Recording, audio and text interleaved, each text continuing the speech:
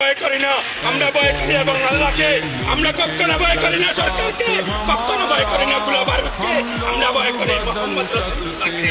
আমরা সেই মুহাম্মদ রাসূলুল্লাহ এবং আল্লাহর কারণে আমরা বুক দিতে বাধ্য হচ্ছি। আমাদের বউকে বিধবা করতে বাধ্য হচ্ছি, আমাদের বাচ্চাদের আমরা এতিম করতে বাধ্য হয়েছি। আমরা মাতৃহারা চাই, আমরা পিতৃহারা হতে চাই, কিন্তু সেই ওয়াক্ত আমরা কখনো মানব না।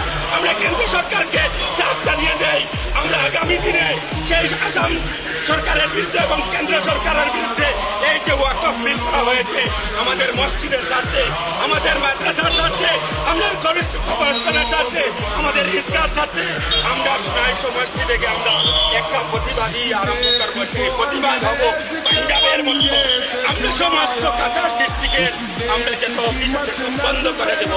যদি আমরা পুলিশে গুলি করতে আমরা বাধ্য আছি, আমরা প্রশাসনকে বলতে চাই আমরা কেন গুলি করো। আমরা এই ওয়াকফ কখনো মানছি না এবং মানবো না। ওয়াকফের বিরুদ্ধে আমরা প্রতিবাদ করতে দেখলে আমাদের গুলি করা হয়, আমাদেরকে রাস্তা করাও। আমরা আসাম সরকার এবং কেন্দ্র সরকারকে চাপ জানিয়ে দেই, অতি সত্তর আপনারা সেই ওয়াকফ মুক্ত করা হোক বা ওয়াকফকে আমরা বাতিল করা হোক।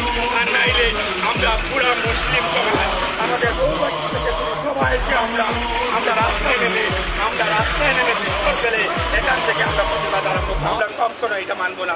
এই কথা আমি আজকে ইলেকট্রনিক মিডিয়া, প্রিন্ট মিডিয়া সবের মাধ্যমে আমি কেন্দ্র সরকারকে আমরা এবং রাষ্ট্রপতির উদ্দেশ্যে আমি এই কথা বলছি।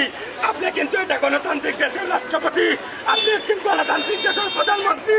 ডাক্তার বি আম্বেদকর যেভাবে নিরপেক্ষভাবে একটা সংবিধান লিখেছেন, সেই সংবিধানে স্পষ্টভাবে লেখা আছে যে কথাটা কেউ অধিকার খর্ব করা হবে না। তাই কেন আমাদের এই অধিকারটা খর্ব করা হয়? আজকে যদি